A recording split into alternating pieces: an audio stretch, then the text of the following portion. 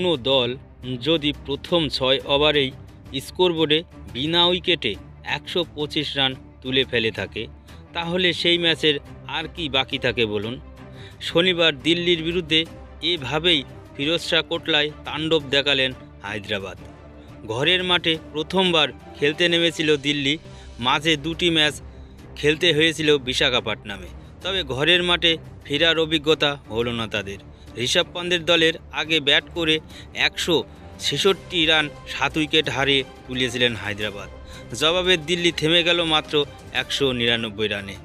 বড় হার হলো তাদের ৬৭ রানে অল্পের জন্য। তবে দ্বিতীয় শতরান পেল না হায়দ্রাবাদের ট্র্যাভিস হেড।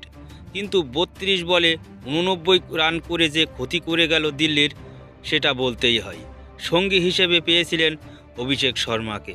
১২ বলে ৪৬ রানের তাণ্ডব চালালেন অভিষেক।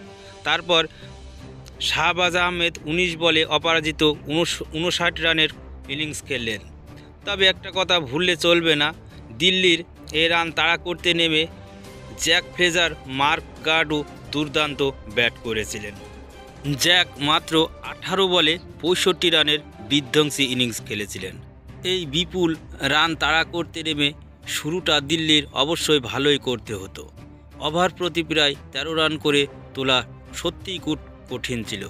যদিও শুরুটা খারাপ হয়নি দিল্লির। ইনিংসের প্রথম ৪টে বলে ৪টে ৪ মেরে শুরু করেছিলেন, কিন্তু প্রত্যেক বলে যে ৪ মারা যায় না, ৬ মারা যায় না, সেটা বোঝা গেল।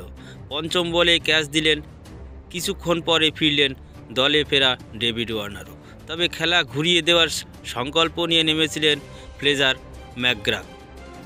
তৃতীয় ওভারেই ওয়াশিংটন সুন্দরকে ৩টি ৪ এবং ৩টি ৬ মেরে ৩০ রান নিয়েছিলেন তিনি। তার সঙ্গী ছিলেন বাংলার অভিষেক পোরেল, তিনিও চালিয়ে খেলেছিলেন। এমন সময়ে মায়াঙ্ক মার্কান্ডেকে নিয়ে আসেন কামিন্স। তার ওভার থেকে ২১ রান নেওয়ার পরে আউট হন ম্যাকগ্রাথ। ১৮ বলে ৬৫ রানের বিধ্বংসী ইনিংস খেলেন তিনি। ২২ বলে ৪২ রান করে অভিষেকও নিজের অবদান রেখে গেলেন। কিন্তু এত বড় রান তাড়া করতে গেলে ১-২ জনের উপর নির্ভর করলে চলে না, গোটা দলকেই এগিয়ে আসতে হয়। সেটা পরে দেখা গেল। ক্রিস্টান স্টাফ এবং ঋষভ পান্ত এতটাই ধরে খেললেন যে এই রান তোলার গতিবেগ অনেকটাই কমে গেল। সেই জায়গা থেকে আর বেরিয়েই আসতে পারল না দিল্লি। ট্র্যাভিস হেডের তাণ্ডবের কাছে ৬৭ রানে বিশাল ব্যবধানে হেরে লজ্জায় মাথা নিচু করেই মাঠ ছাড়তে হলো সৌরভ গাঙ্গুলীদের।